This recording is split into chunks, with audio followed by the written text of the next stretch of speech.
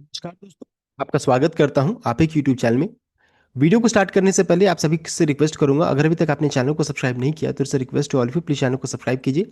Video को like कीजिए, share कीजिए एज मच एज पॉसिबल, ताकि ज़्यादा से ज़्यादा लोगों तक ये वीडियो पहुंच सके। तो चलिए स्टार्ट करते हैं। जहां पर देखिए आज हम लोग डिस्कशन करेंगे about share market, stock market के बारे में, जहां पर देखिए बहुत सारे नेगेटिव ट्रेड्स आज के दिन में देखने को मिल रहा है। तो उसको हम लोग मेजर यहाँ पर डिस्कशन करने वाले हैं कि क्या क्या इंपॉर्टेंट खबर मार्केट क्लोज होने के बाद आया, साथ साथ कितना गैप अप हो सकता है, कितना गैप डाउन हो सकता है, इन सभी चीज़ों को इस वीडियो में डिस्कशन किया जाएगा। साथ साथ किस स्टॉक में यहाँ पर अब लॉन्ग टर्म में पैसा बन सकता है उसके बारे में यहाँ पर डिस्कशन किया जाएगा। सबसे पहले अगर अमेरिकी बाजार को चेक करेंगे तो क्लोजिंग तो ठीक ठाक सा देखने को मिला है, 300 पॉइंट्स का उछाल के साथ देख सकते हैं। डाउ जोन्स, नास्डैक हल्की सी देख सकते हैं ना तेजी ना मंदी। स्मॉल कैप में अच्छी खासी तेजी लगभग 1% का था, S&P 500 में 0.19% का। यानी अमेरिकी बाजार का तो क्लोजिंग ठीक ठाक से यहाँ पर अच्छा देखने को मिला, कोई नेगेटिव नहीं था। हमारे बाजार का भी क्लोजिंग देखिए बहुत ही शानदार यहाँ पर देखने को मिला है, जबरदस्त तेजी के साथ क्लोजिंग देखने को मिली है। आप नेक्स्ट है कमोडिटी मार्केट को चेक करेंगे तो कमोडिटी मार्केट में गोल्ड में गिरावट, हल्का सा गिरावट, सिल्वर में ½ % का उछाल, क्रूड में देखिए तेजी न मंदी, एंड कॉपर में देख सकते हैं लगभग 0.18% उछाल, यानी तेजी न मंदी कुछ भी नहीं था। यानी कमोडिटी मार्केट में सीमित दायरे का ट्रेड यहाँ पर देखने को मिला, एक्सेप्ट सिल्वर में जहाँ पर अच्छी खासी उठापटक देखने को मिली है। तो कमोडिटी मार्केट का ये क्लोजिंग रहा। अब आगे बढ़ते हैं। एफआईडी रैक चेक करेंगे तो एफआई ने कैश में बहुत ही छोटी खरीदारी की है, देख सकते हैं मात्र 289 करोड़ का। डीआई ने कैश में 677 करोड़ का। स्टॉक फ्यूचर्स में चेक करेंगे तो 242 करोड़ का यहाँ पर एफआई ने खरीदारी की, यानी कि डेटा ओवरऑल चेक कीजिएगा तो पॉजिटिव साइड में देखने को मिल रही है। लेकिन इस चीज को जरूर ध्यान दीजिएगा कि अगर 90 के ऊपर में सस्टेन करता है हमारा रुपए तो फिर हमारे लिए फिर से नेगेटिव हो जाएगा। इसको जरूर अपने वॉच लिस्ट में रखिए कि ये क्या सिचुएशन है, 90 के ऊपर में सस्टेन करा या ब्रेकआउट अगर ऐसा रहा तो फिर एफआई जो फिर से हमारे मार्केट में इन्वेस्टमेंट नहीं करेंगे, जो भी धीरे धीरे स्टार्ट करें फिर यहाँ पर से दूरी बनाए रखेंगे। इस चीज को ध्यान रखिए, बिकॉज उनको रिटर्न्स नहीं आएगा तो फिर क्यों वहां पर इन्वेस्ट करेंगे, ये चीज यहाँ पर है। तो इसको जरूर अपने वॉच लिस्ट में रखिए। रुपए का कमजोरी है या मजबूती है, इस चीज को चेक करते रहिएगा। अब है कि गिफ्ट निफ्टी कितना कल के दिन में गैप अप हो सकता है, तो देखिए अनुमान है ये बस बताया जा रहा है कि 66 पॉइंट्स हम लोग यहाँ पर गैप अप हो सकते हैं, यानी कि फ्यूचर्स बता रहे हैं कि 26,521 करोड़ में ओपनिंग हो सकता है। तो देखिए यहाँ पर अगर ऐसा ओपनिंग रहा तो तुरंत में यहाँ पर प्रॉफिट बुकिंग भी आपको तुरंत में देखने को मिल सकती है, लेकिन ऐसा होगा नहीं, चांसेस यहाँ पर थोड़ा कम नजर आ रहा है।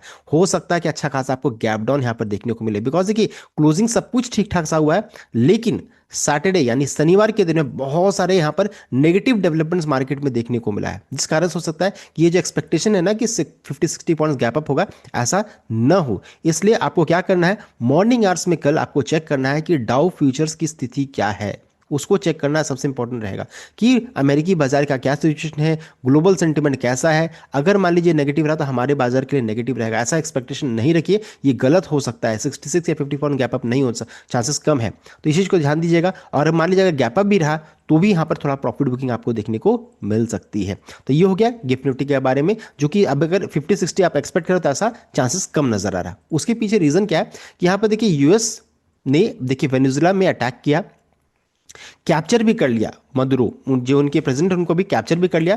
Trump says we are going to run the country for now, उनका कहना है कि अब वेनेजुएला कंट्री को वो रन करेंगे।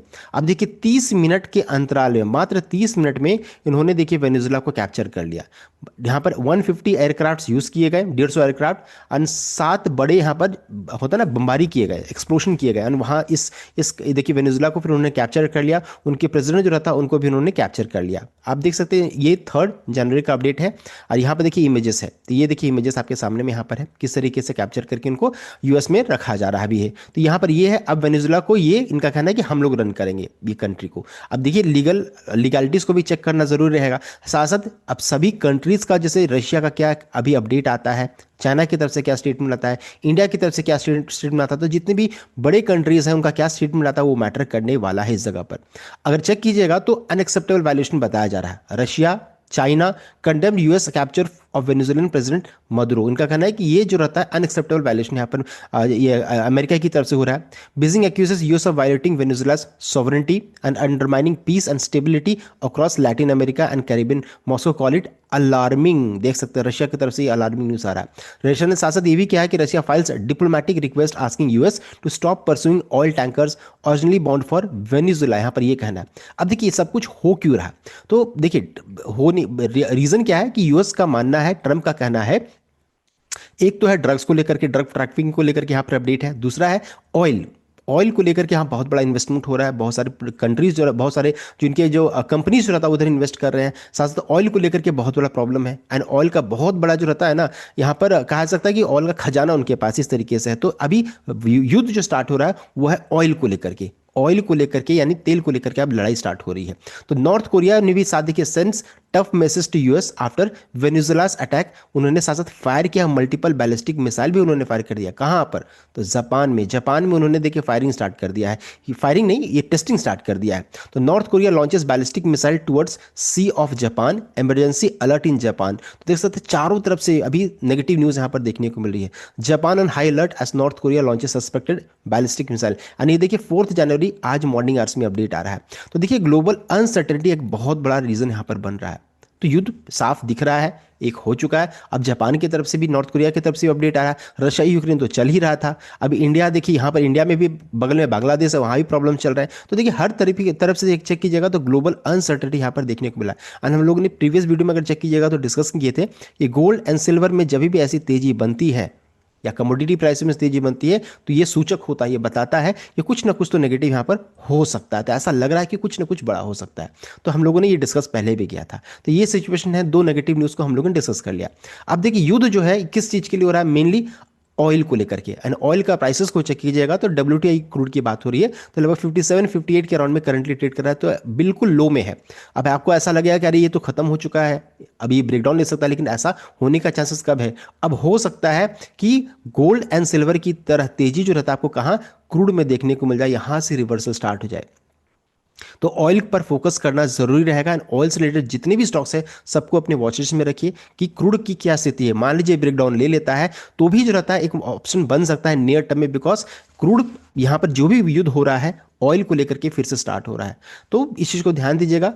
अभी तक तो गोल्ड सिल्वर कॉपर जो रहता है अभी हिट लिस्ट में थे या हॉट लिस्ट में थे, लेकिन अब जो रहता है क्रूड भी आपके वॉच लिस्ट में जरूर रहना चाहिए। एंड क्रूड से रिलेटेड जो भी प्रोडक्ट्स जो भी कंपनीज रहता है उसको भी ध्यान दीजिएगा, जैसे कि आपका ONGC हो गया, हिंदुस्तान एक्सप्लोरेशन हो गया, रिलायंस हो गया, oil exploration company, drilling companies, ये सभी कंपनी आपके वॉच लिस्ट में जरूर होना चाहिए। बिकॉज इन नियर टर्म्स में ये मल्टी बैगर हो सकते हैं इन नियर टर्म्स में। जैसे अभी हम लोगों ने चेक किया ना, वेदांता में, हिंदुस्तान कॉपर में, टाटा स्टील में, सब में चेक कीजिए, हिंडाल्को, नाल्को, सब देखिए, हिंदुस्तान कॉपर, सब आपके देखिए कैसा मल्टी बैगर रिटर्न्स दी है। उसी तरीके से अगर मान लीजिए क्रूड में तेजी बनी, तब ये स्टेटमेंट आ रहा है, अगर क्रूड में तेजी बनी तो ONGC, हिंदुस्तान एक्सप्रेशन, ये देखिए आपके वॉच लिस्ट में जरूर होना चाहिए। एंड ONGC जो रहता है ये सबसे हिट लिस्ट में, हॉट लिस्ट में मेरा रहेगा, बिकॉज ये एक डिविडेंड पेइंग स्टॉक है। इन फ्यूचर में डिविडेंड का भी ट्रिगर हमेशा रहता है। सो साथ साथ एक महारत्न कंपनी है, लार्ज कैप स्टॉक है, रेगुलर डिविडेंड पे आउट करती है, तो ये सबसे इंपॉर्टेंट स्टॉक मेरे वॉच लिस्ट में जरूर रहेगा। तो मैंने अपने रीजन बता दिया। साथ साथ देखिए अभी एक और चीज सामने आएगा, वो है रेसेशन का डर अभी सताने लगेगा सभी को कि रेसेशन आ चुका है मार्केट में, रेसेशन आएगा, मार्केट एक ऑप्शन आपको देगा, इस चीज को ध्यान दीजिएगा। साथ साथ AI को लेकर के अभी अपडेट आएगा, खासकर US मार्केट की तरफ से AI यानी आर्टिफिशियल इंटेलिजेंस को लेकर के बहुत, बिकॉज लंबे समय से वेट कर रहे हैं कि AI का बबल फूटेगा, अब फूटेगा, अब फूटने का डर फिर सताने लगेगा। AI बबल फूटेगा, उधर से युद्ध का बात होगी, रेसेशन का डर सताएगा। इस जगह पर हमारे IT स्टॉक जो रहता है परफॉर्म करने की कोशिश करेंगे, जैसे TCS हो गया, SL टेक, विप्रो इन्फोसिस, इसको भी अपने वॉच लिस्ट में जरूर रखिए। तो हम लोगों ने डिस्कस कर लिया, एक तो हो गया IT स्टॉक्स को अपने वॉच लिस्ट में रखिए, दूसरा जो रहता है ऑयल से रिलेटेड स्टॉक्स, जैसे क्रूड ऑयल से रिलेटेड स्टॉक, जिस अगर क्रूड में तेजी बनेगी तो इन स्टॉक्स के लिए बेनिफिट रहेगा। साथ ही साथ BPCL, HPCL जो रहता है ये थोड़ा सा नेगेटिव मूवमेंट हमको देखने को मिल सकता है, यानी वहां पर गिरावट आ सकता है। BPCL, HPCL, IOC जैसे स्टॉक्स के लिए नेगेटिव न्यूज रहेगी। इस चीज को ध्यान दीजिएगा। हम लोगों ने मेनली देखिए इंपॉर्टेंट पॉइंट्स को कवर कर लिया है। अब सबसे इंपॉर्टेंट जो होता है कि निफ्टी के लिए क्या सपोर्ट का लेवल रहेगा। तो मान लीजिए कल के दिन में गैप डाउन रहा, अभी तो हम लोग एक्सपेक्ट करें कि 60 पॉइंट्स का गैप अप होगा, लेकिन चांसेस कम लग रहा है। अगर मान लीजिए गिरावट होती है तो निफ्टी के लिए सबसे इंपॉर्टेंट लेवल जो रहेगा वो है आपका 25,950 की रेंज में इंपॉर्टेंट सपोर्ट का, जो कि 50 डे मूविंग एवरेज है, ये सपोर्ट का काम करेगा।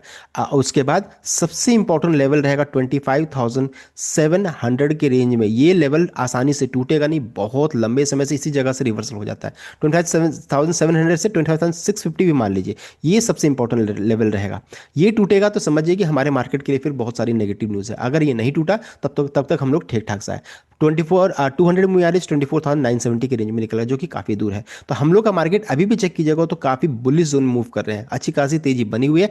एंड तेजी बनी भी रह सकती है, बिकॉज हम लोगों के मार्केट ने पिछले साल अंडर परफॉर्म किया, तो हो सकता है ये न्यूज़ हमारे मार्केट के लिए पॉजिटिव भी हो। तो देखिए इस लेवल को ध्यान दीजिएगा, एक तो 25,950, दूसरा 25,650 से लेकर के 25,700 के रेंज में सपोर्ट का लेवल रहेगा। ये आसानी से टूटेगा नहीं। तो हम लोगों ने देखिए मेजर लेवल को डिस्कस कर लिया, इंपॉर्टेंट स्टॉक्स को भी डिस्कस कर लिया, साथ साथ क्या क्या नेगेटिव न्यूज़ है ये भी हम लोगों ने डिस्कस कर लिया। तो साथ सबसे इंपॉर्टेंट चीज़ बताना चाहूँगा कि अगर वॉर हुआ, अगर युद्ध हुई, तो ये सबसे अच्छा मोमेंट होता है पैसा कमाने के लिए शेयर मार्केट में। इस चीज को ध्यान दीजिएगा। सो पैनिक में तुरंत बाय भी करना सही नहीं रहेगा, पैनिक में सेल भी करना सही नहीं रहेगा। इस चीज को ध्यान दीजिएगा, बिकॉज हमेशा वॉर के बाद जो रहता अच्छा मोमेंट देखने को मिलता है। सो अगर मैं यहां पर इन्वेस्टमेंट कैसा करूंगा, तो एसआईपी की तरह छोटा छोटा निवेश करूंगा, ताकि अगर गिरावट भी हो ना तो छोटा क्वांटिटी फंसे, फिर मैं उसको एसआईपी, और दैट टू एक अच्छे स्टॉक को पकड़ने का कोशिश कीजिएगा। मैं कोई बाय सेगमेंट नहीं दे रहा हूं, अच्छे स्टॉक जो डिविडेंड पेइंग स्टॉक्स है, लार्ज कैप स्टॉक है, महारत्न कंपनी, ऐसे स्टॉक्स में इन्वेस्टमेंट करने की सोचे ना, और एसआईपी की तरह छोटा निवेश करें, एक बार में पूरा पैसा